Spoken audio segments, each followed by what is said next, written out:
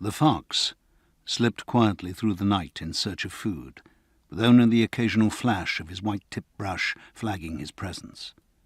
The scent of a badger set his nose quivering, and he skirted the piece of track where the territorial marker had been laid. A shy, nervous creature, he had more sense than to cross the path of a voracious fighter with powerful jaws and poisonous teeth. He had no such fear of the smell of burning tobacco. It spoke to him of bread and milk for himself, and pieces of chicken for his vixen and her cubs, easier plunder than a night-time's wearisome hunting for voles and field mice. Ever suspicious, he stood for several minutes, watching and listening for alien movement. There was none. Whoever was smoking was as quiet and still as he.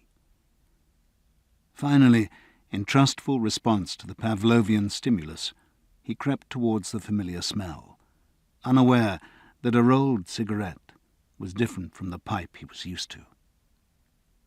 The illegal trap, a maiming device of metal teeth, sprang shut on his delicate foreleg with the biting power of a huge badger, tearing the flesh and snapping the bone.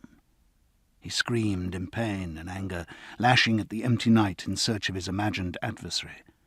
For all his supposed cunning, he hadn't been clever enough to recognize that the motionless figure beside a tree bore no resemblance to the patient old man who regularly fed him. The woodland burst with sound in response to his terror.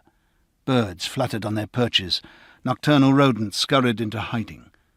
Another fox, perhaps his vixen, barked an alarm from across the field. As the figure turned towards him, drawing a hammer from his coat pocket, the shaved tracks in the mane of his hair must have suggested a bigger, stronger foe than the fox could cope with, because he ceased his screaming and dropped in whimpering humility to his belly.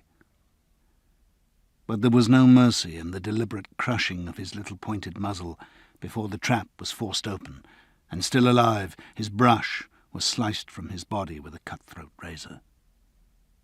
His tormentor spat his cigarette to the ground and mashed it under his heel before tucking the brush in his pocket and seizing the animal by its scruff. He slipped as quietly through the trees as the fox had done earlier, coming to a halt at the edge of the wood and melting into the shadow of an oak. 50 feet away, across the ha-ha ditch, the old man was on his feet on the terrace, staring towards the tree line, a shotgun levelled at shoulder height towards his unseen watcher. The backwash from the lights inside his open French windows showed his face grim with anger. He knew the cry of an animal in pain, knew that its abrupt cessation meant the creature's jaw had been smashed. He should have done. This wasn't the first time a broken body had been tossed at his feet. He never saw the whirl of the black-sleeved, black-gloved arm as it lobbed the dying fox towards him, but he caught the streaks of white as the tumbling paws flashed in the lamplight. With murder in his heart, he aimed below them and fired both barrels.